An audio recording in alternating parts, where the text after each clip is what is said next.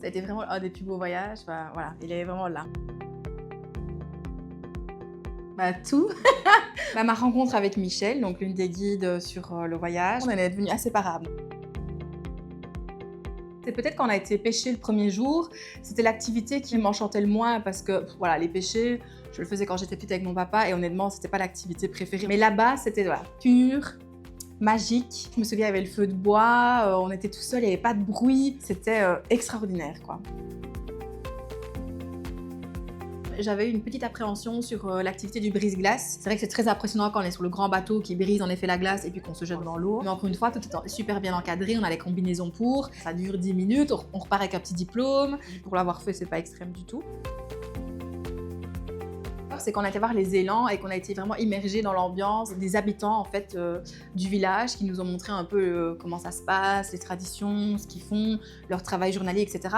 Et la rencontre avec les animaux, parce que c'est très touchant aussi le lien qu'ils ont avec les animaux, avec cette neige, enfin vraiment les paysages comme ça. Le tout, c'était vraiment une expérience immersive et très poétique. On a la possibilité de vraiment voir des choses, je pense que tout le monde n'aura pas l'occasion de voir si on ne fait pas un voyage avec Voyage Léonard, parce que si on y va de son plein gré, qu'on essaye un peu de faire une activité par-ci ou par-là, on n'est pas autant en immersion qu'avec les guides qui nous accompagnaient, et on n'a pas la possibilité de voir autant de choses.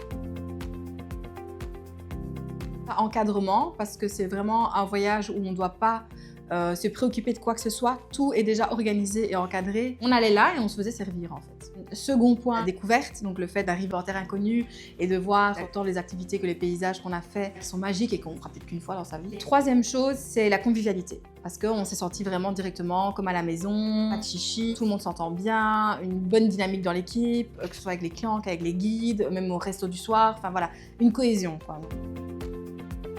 J'ai pris des vestes, mais elles ne m'ont pas servi puisque la combinaison grand-froid est suffisante.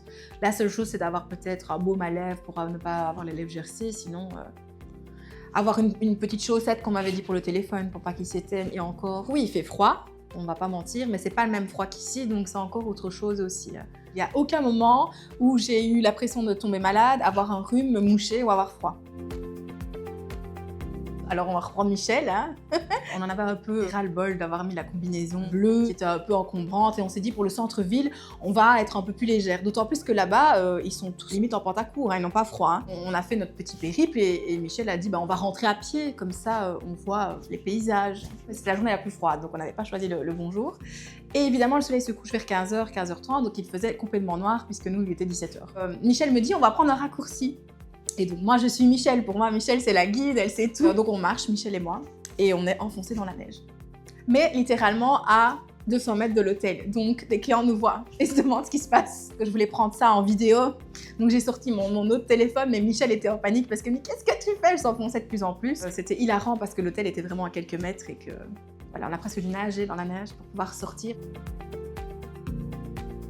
J'avais un a priori de voyager seule parce que c'était mon premier voyage seul. J'ai rencontré tout le monde le jour du décollage et tout s'est super bien passé parce que l'encadrement fait aussi qu'on se sent tout de suite un peu comme à la maison. Dès que je suis arrivée, peu importe le groupe, peu importe avec qui j'étais, peu importe avec quel guide, peu importe l'activité, tout a été très facile au niveau de l'intégration. Je pense qu'on est très chanceux d'avoir fait la Laponie suédoise. Tout est très naturel, brut, il n'y a pas d'artifice, mais c'était à l'exactitude de ce que j'imaginais. Je pense que s'il fait le voyage, quand il reviendra à coup sûr, et je peux être à côté de lui, il dira que c'était son plus beau voyage.